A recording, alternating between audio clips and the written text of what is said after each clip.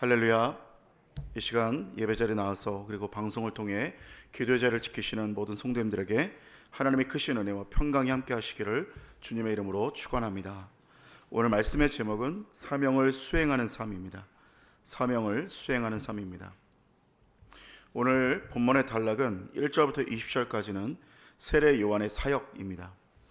21절부터 22절까지는 예수님의 성령 받으심입니다. 23절부터 38절까지는 예수님의 족보입니다. 오늘 누가복음 3장에서는 세례 요한의 사역이 본격적으로 시작이 됩니다. 대부분의 사역자들의 공통적인 모습은 늘 사역의 시작점에서 성령을 받았다는 것을 볼 수 있습니다. 미국 신학생들의 농담 가운데 이런 농담이 있는데 어쩌면 이제 가장 심한 욕이라고도 말을 합니다. 가장 심한 욕이 성령을 받지 않고 목회할 놈아, 이게 가장 심한 욕이라고 합니다.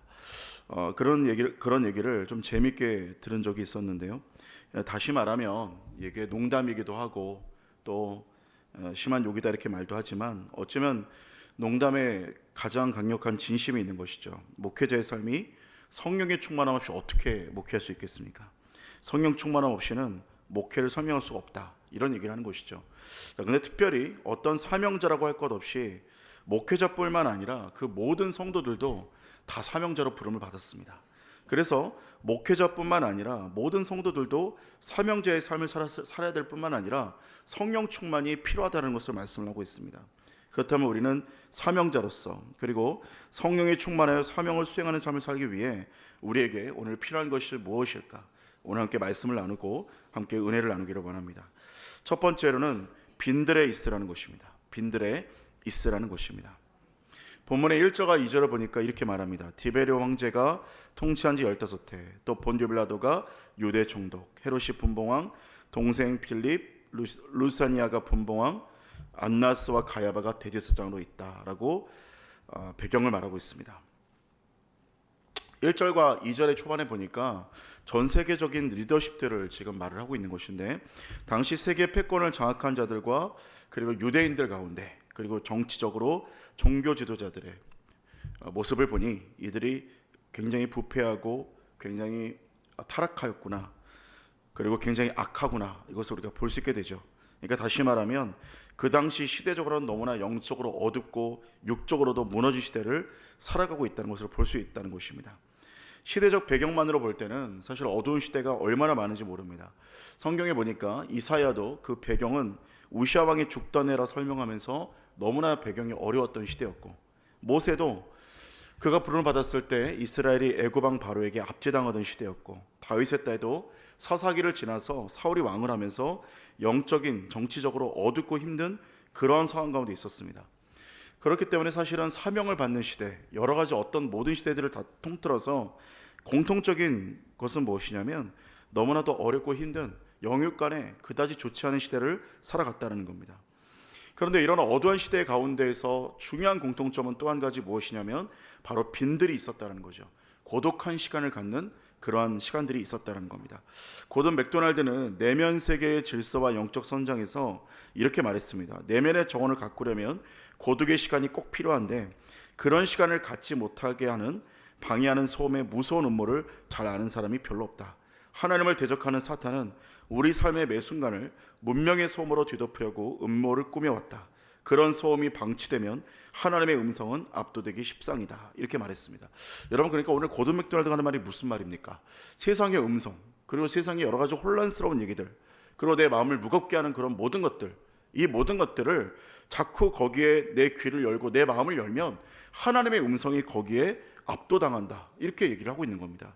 그렇다면 여러분, 오늘 우리가 역으로 하나님의 음성이 내 삶의 여러 가지 영역들을 압도하기 위해서는 어떻게 해야 되겠습니까? 오늘 세례 요한과 같은 이런 모습이 필요하다는 겁니다. 세례 요한이 빈들에 있었다는 거죠. 빈들은 이를테면 바로 이런 걸 얘기하는 겁니다. 양궁 선수가 활을 쏘기 전에, 여러분 보셨죠? 양궁 선수가 활을 쏘기 전에 잠깐 활시를 담그고 이렇게 멈춥니다. 가만히 있죠. 자, 그게 뭘 하는 겁니까? 잠시 멈춰서 초점을 맞추고 호흡을 고르고 고요한 시간을 갖는 거예요. 그러니까 모든 것에서 소음을 줄이고 오직 그 초점에만, 그 관역에만 초점을 맞추고 집중하는 시간이 필요하다는 겁니다. 그런 것처럼 우리도 모든 것에서 소음을 줄이고 오직 하나님께만 그 초점에 맞추는 시간, 조율하는 시간이 필요하다라는 거예요. 여러분, 세상의 소음을 잠시 멈추고 오직 하나님께만 시선을 고정할 때 그때의 우리 가운데 승리의 역사가 일어나게 될 줄로 믿습니다. 두 번째로는 말씀이 임해야 한다는 것입니다. 말씀이 임해야 한다는 것입니다. 오늘 2절의 말씀을 보니까 이렇게 말하는데요. 2절의 후반부를 보니까 하나님의 말씀이 빈들에서 사갈의 아들 요한에게 임한지라 이렇게 얘기를 하고 있어요. 우리가 굉장히 집중하는 것은 무엇이냐면 하나님의 말씀, 빈들 이런 것보다는 사갈의 아들 요한에게 집중합니다. 그래서 세례 요한은 큰 사람, 세례 요한은 업적이 있는 사람, 세례 요한은 능력 있는 사람, 세례 요한은 위대한 사람, 그렇게 이름에 집중을 해요. 자, 근데 오늘 본문에 보니까 우리가 사람에 집중을 했는데 사람은 집중할 대상이 아니다라는 것을 말하고 있는 거죠. 그러니까 우리가 집중할 대상은 뭐냐면 하나님의 말씀입니다. 하나님의 말씀이 요한에게 임했기 때문에 세례 요한이 의미가 있었던 것이지, 하나님의 말씀이 없이 세례 요한 자체만으로는 아무 의미가 없다는 겁니다. 그러니까 빈들에 아무리 있고 아무리 수양을 하고 아무리 고요하게 있는다 해도 거기에 하나님의 말씀이 임하지 않으면 그것 또한 아무것도 아니라는 거예요. 여러분, 오늘 여기서 말씀은 무엇입니까? 오늘 우리를 살리는 말씀은, 여기서 말하는 말씀은 로고스가 아니라 레마의 말씀을 의미하는 거예요. 이 로고스라는 것은 기록된 객관적인 말씀이죠. 여기 쓰여져서 누구나 볼 수 있는 그 말씀을 얘기하는 거고요.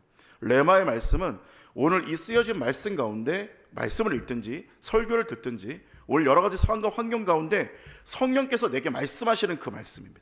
누군가에게 말하는 말이 아니라 나에게만 하시는 말씀. 그 말씀이 바로 레마의 말씀이에요. 여러분, 그 말씀이 임할 때 사는 겁니다.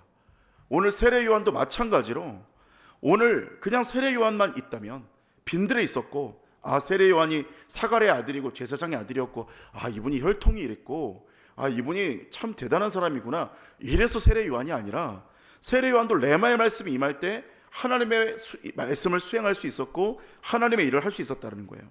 자, 그러면 여러분, 이런 말씀이 어떻게 레마의 말씀이 임하겠습니까? 시편 121편에 보니까 그 정답이 나와 있는데 이렇게 말합니다. 내가 산을 향하여 눈을 들리라. 나의 도움이 어디서 올까? 나의 도움은 천지를 지으신 여호와에게서로다. 이렇게 말하고 있어요. 자, 정답이 뭐예요? 다시 말하면 하나님만 집중하랍니다. 하나님께만 시선을 고정하고 있으라는 거예요. 여러분, 오늘 이 하나님의 말씀, 우리를 살리는 이 말씀, 생명의 말씀, 삼손이 1000명을 죽이고 나서 목마름에 지쳐 있을 때 샘이 터져 나오는 에나골의 샘을 경험하는데, 오늘 그 말씀이요, 그 말씀의 샘은 그냥 터지는 게 아니라 하늘 향해 울고 하늘 향해 바라볼 때 그때 샘이 터진다는 겁니다.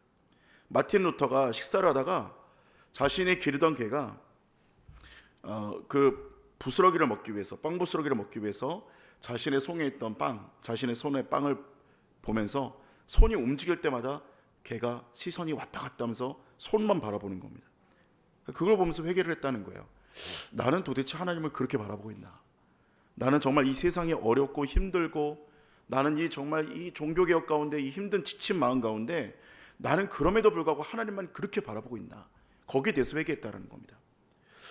여러분, 엘리야도 어땠습니까? 엘리야가 너무나 죽을 것 같은 고통 경험할 때 그가 주의 음성을, 세미한 음성을 들으니까 다시 한 번 더 소생케 되는 경험을 하게 됐다는 거예요. 사랑하는 여러분, 오늘 말씀이 나를 살리고 말씀이 나를 소생케 하는 생과 같은 역할을 하게 되는 줄로 믿습니다. 그래서 정말 힘들고 죽고 싶은 그때 우리가 무엇을 해야 되겠습니까? 삶의 풍랑과 세상의 어지러움을 뒤로하고 잠시 빈들에 들어가서 그럼에도 불구하고 주의 음성을 간절히 사모하고 하나님밖에 없습니다, 하나님만이 나의 모든 것입니다로 고백하고 회개하고 주님 앞에 돌아설 때 오늘 하나님의 은혜, 레마의 말씀을 들으며 살아나는 역사가 일어나게 될 줄로 믿습니다. 오늘 그러한 은혜가 저와 여러분에게 있기를 주의 이름으로 축원합니다. 세 번째로는 회개의 열매를 맺어야 합니다. 회개의 열매를 맺어야 합니다. 세례 요한은 8절에 보니까 사람들에게 이렇게 설교하는데요, 그러므로 회개에 합당한 열매를 맺으라, 이렇게 말하고 있어요. 자, 그러니까 사람들이 이렇게 물어봅니다. 세리가 무엇을 합니까? 그럼 뭘 해야 됩니까? 회개에 합당한 열매가, 그럼 우리가 어떻게 해야 되겠습니까? 그래서 아마 사람들은 그렇게 생각했겠죠. 뭔가 거창한 거 얘기하겠구나. 뭐 40일 금식을 얘기하려나? 아니면 무릎 꿇고 한 장시간 동안 기도하라, 이런 걸까? 그랬더니 세리요한의 답은 아주 간단했어요. 세리에게는 이렇게 얘기하죠. 부과된 것 외에는 거두지 말아라. 그러니까 군인들도 물어봅니다. 군인도 이렇게 얘기합니다. 군인도 사람에게 강탈하지 말고 받는 급료를 족한 줄로 여겨라. 이렇게 얘기를 하고 있어요. 자, 그러니까 회개라는 것은 하나님 앞에서만 하는 게 회개가 아니라 사람 앞에서 하는 게 회개다라는 겁니다. 그러니까 다시 말해서 하나님 앞에서만 회개하고 지속적으로 행위를 가져가는 것, 계속 죄를 짓는 것, 이게 회개가 아니라는 겁니다. 입술이 회개하고 내가 눈물 흘리고 내가 정말 오늘 하나님 회개합니다. 입술 돌이키면서 후회합니다. 내가 왜 그랬지? 막 눈물 흘리고 그때 그러지 말걸. 회개하고 나서 또 그렇게 행동하는 것을 회개라고 말하는 것이 아니라 오늘 말하는 회개는 무엇이냐면 오늘 내가 입술로 회개하고 눈물 흘렸으면 오늘 거기서 그 죄악에서 최대한 돌이키기 위해서 최선을 다하라는 것입니다.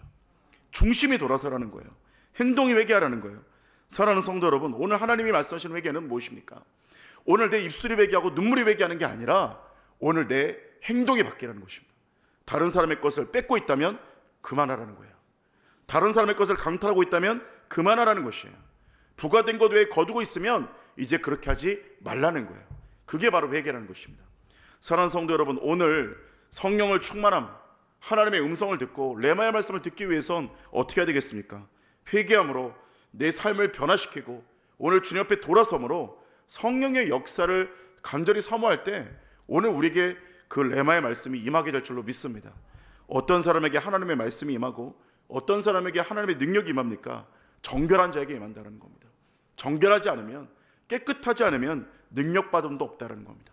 사랑하는 성도 여러분, 오늘 이 주일날 하나님의 능력을 받음으로, 오늘 정결함으로, 우리의 중심이 돌이킴으로, 우리의 행위가 돌이킴으로, 회개함으로 하나님의 말씀을 받는, 그리고 그리함으로 우리의 심령이 살아나는 저와 여러분 되시기를 주의 이름으로 축원합니다. 기도하시겠습니다. 사랑의 하나님, 오늘 우리를 인도하여 주시고 우리를 하나님의 말씀 가운데 세워주심에 감사를 드립니다. 오늘 이 한 날도 사명을 따라 걸어가게 하여 주시고 오늘 고요한 빈들에서 주의 음성을 사모하고 주님께만 우리의 시선을 고정하며 하나님의 말씀을 따라가는 우리 모두가 될 수 있도록 인도하여 주시옵소서. 오직 주의 말씀이 우리를 살릴 줄로 믿습니다. 오늘 주일 강단에 선포되는 모든 말씀들 하나님의 음성으로 우리가 받을 때 오늘 하나님의 음성이 우리 안에 임하여서 우리 안에 회복케 하시고 소생케 하고 살아나는 놀라운 역사가 우리 가운데 일어나도록 인도하여 주시옵소서. 이 시간 하나님 앞에 올려드린 귀한 예물 하나님 받아주시며 또한 이 예물들이 쓰이는 곳마다 생명을 살리는 곳에 쓰임받게 하시고 또한 이 예물들인 모든 손길들마다 하늘의 신령한 은혜 땅의 기름진 복이 충만하게 하여 주시옵소서. 이 새벽 주님께서 함께 하실 것을 믿사옵고 감사드리며 우리 주 예수 그리스도의 이름으로 기도합니다.